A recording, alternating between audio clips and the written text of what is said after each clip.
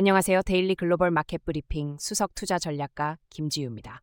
숨 가쁘게 돌아가는 글로벌 시장 속에서 투자자 여러분들의 눈과 귀가 되어드릴 오늘의 브리핑을 시작하겠습니다.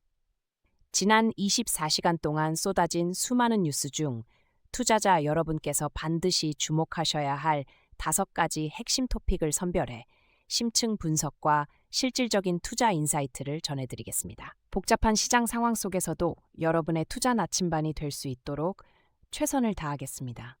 자, 첫 번째 뉴스는 현재 시장을 가장 뜨겁게 달구고 있는 AI 기술주 랠리와 생태계 확장 소식입니다. 단순히 엔비디아 몇몇 종목의 반짝 상승이 아닙니다. AI의 핵심 인프라를 구축하는 기업들, 예를 들어 반도체 장비 분야의 리더인 ASML, 세계 파운드리 시장의 강자 TSMC, 그리고 고성능 메모리 반도체를 공 마이크론까지 이들 기업이 일제히 신고가를 경신하고 목표 주가가 상향 조정되는 등 강력한 실적과 함께 긍정적인 전망을 내놓고 있습니다. 엔비디아가 대규모 AI 칩 계약을 연이어 따내고 있는 것은 물론 팔란티어와 스노우플레이크 같은 데이터 및 분석 플랫폼 기업들이 AI 데이터 클라우드 협력을 강화하며 AI 활용도를 높이고 있고요.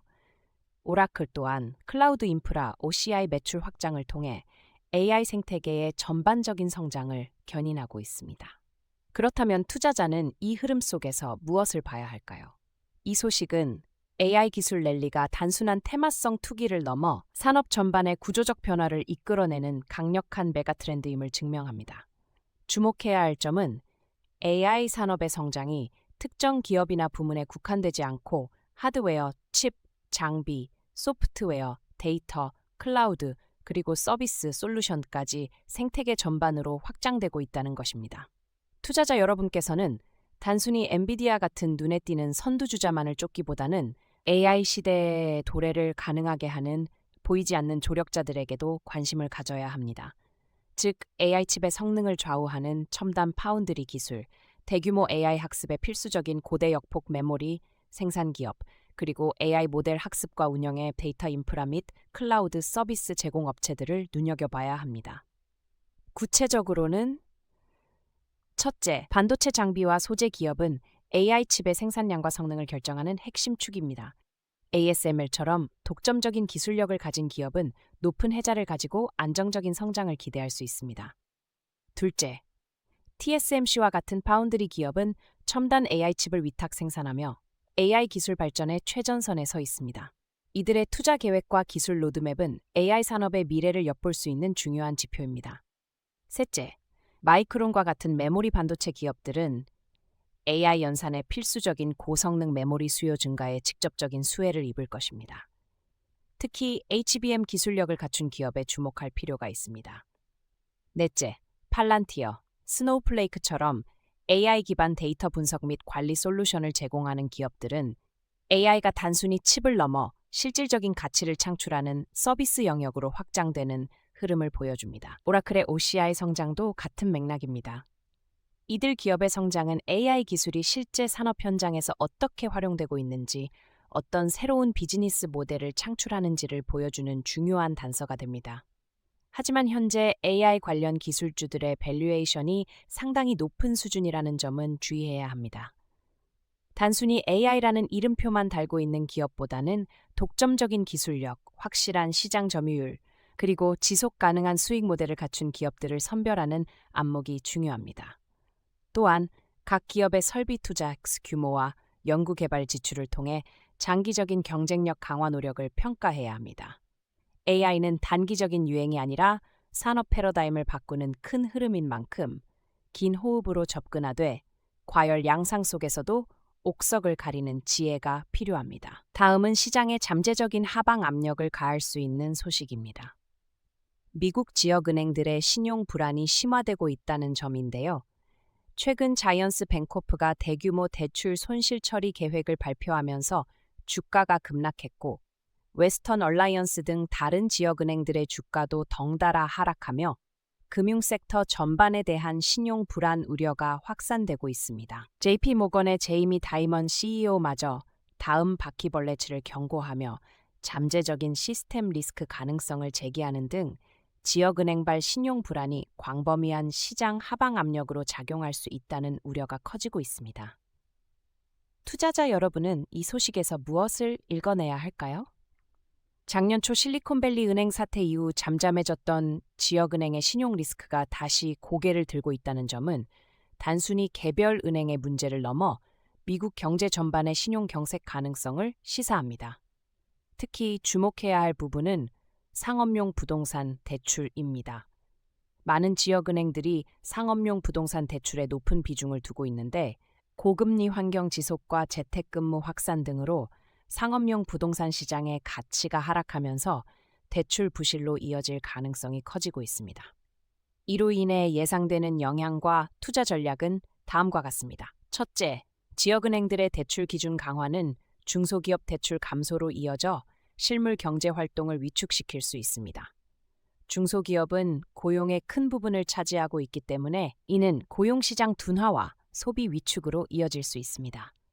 투자자들은 중소기업들의 실적 발표와 함께 신규 대출 증가율, 기업들의 현금 흐름 등을 면밀히 살펴야 합니다. 둘째, 금융섹터 전반에 대한 신뢰도 하락은 시장 변동성을 높일 수 있습니다. 특히 지역은행에 대한 투자 비중이 높았던 포트폴리오의 경우 추가적인 하락 가능성에 대비해야 합니다.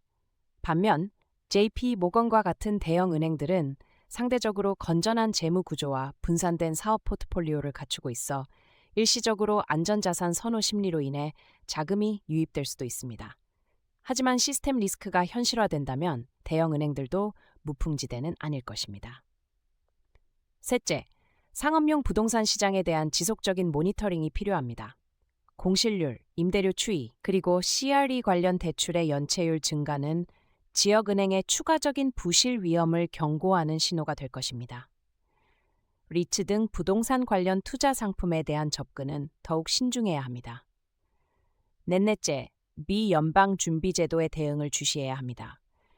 과거처럼 유동성 공급 등의 지원책이 나올 수 있지만 이는 동시에 연준의 금리 인하 기대감을 약화시키는 요인으로 작용할 수도 있습니다. 투자자들은 페드의 성명과 의원들의 발언을 통해 시장 안정화에 대한 의지를 파악하고 필요하다면 포트폴리오 내 현금 비중을 늘리거나 방어적인 자산으로의 전환을 고려해야 합니다. 세 번째 뉴스는 투자자들의 안전자산 선호 심리를 강력히 보여주는 소식입니다.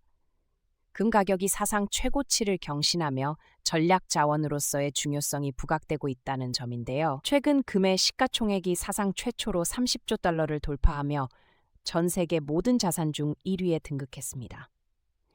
이는 글로벌 경기 불확실성 증대와 함께 지정학적 리스크가 고조되는 상황에서 안전자산 선호 심리가 그 어느 때보다 강력하게 반영되고 있음을 보여줍니다.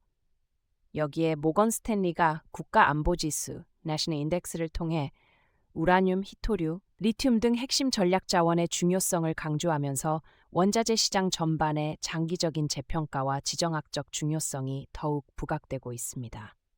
투자자 여러분께서는 이 뉴스를 어떻게 활용해야 할까요? 금의 사상 최고치 경신은 단순한 현상 이상의 의미를 가집니다.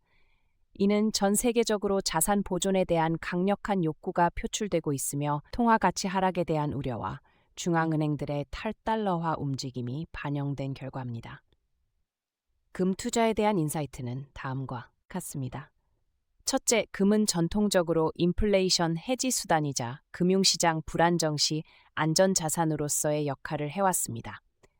현재의 금 강세는 경기 둔화 우려, 지정학적 긴장, 그리고 각국 정부의 부채 증가 등 복합적인 요인이 작용한 결과입니다.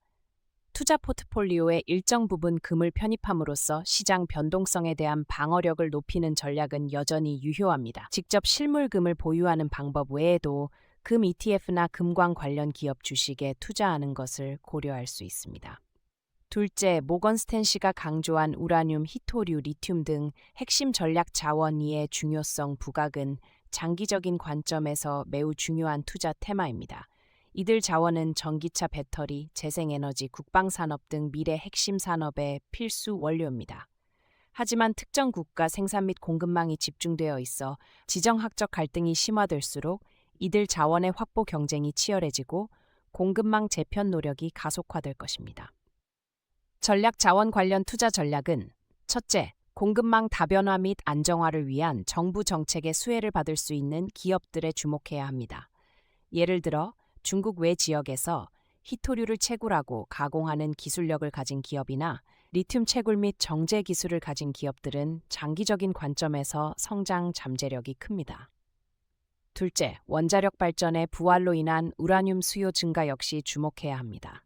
기후변화 대응과 에너지 안보라는 두 마리 토끼를 잡기 위해 각국이 원전 확대를 추진하면서 우라늄 가격은 구조적인 상승 흐름을 보일 수 있습니다. 관련 채굴 및 가공 기업들에 대한 관심을 가질 필요가 있습니다. 셋째, 이러한 전략 자원 투자는 변동성이 높고 특정 이벤트에 크게 영향을 받을 수 있으므로 해당 기업들의 재무 건전성, 기술력, 그리고 지정학적 리스크 관리 능력 등을 종합적으로 평가하여 신중하게 접근해야 합니다. 장기적인 관점에서 포트폴리오의 일부분을 할애하는 분산 투자 전략이 적절할 것입니다. 다음은 시장의 불확실성을 가중시키는 소식입니다. 미국 정부 셧다운이 발발하면서 경제 지표 발표가 줄줄이 취소되고 있다는 점입니다. 오늘과 내일 발표될 예정이었던 소매 판매, 생산자 물가 지수 등 대부분의 주요 경제 지표 발표가 중단되었습니다. 이는 시장이 미국 경제 상황을 정확히 판단하기 어렵게 만들어 불확실성을 증폭시키고 있습니다. 더욱이 미 연준의 금리 인하 기대가 커지는 상황에서 정책 결정의 투명성을 낮춰 금융시장의 변동성을 확대할 수 있다는 우려가 나옵니다. 투자자는 이 상황에서 어떤 점에 주목해야 할까요? 정부 셧다운은 단기적으로 시장에 직접적인 충격을 주지 않을 수도 있지만 장기화될 경우 여러 가지 심각한 파급 효과를 초래할 수 있습니다. 가장 큰 문제는 정보의 부재입니다. 투자 결정에 필수적인 경제 지표들이 발표되지 않으면서 시장은 깜깜이 투자를 할 수밖에 없는 상황에 놓이게 됩니다.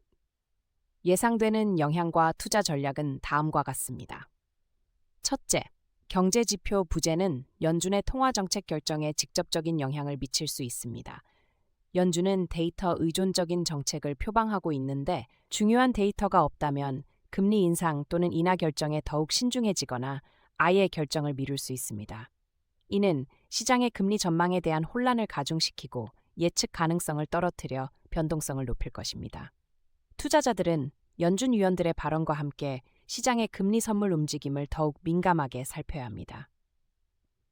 둘째, 시장의 불확실성 증가는 투자 심리를 위축시키고 증시 하락 압력으로 작용할 수 있습니다.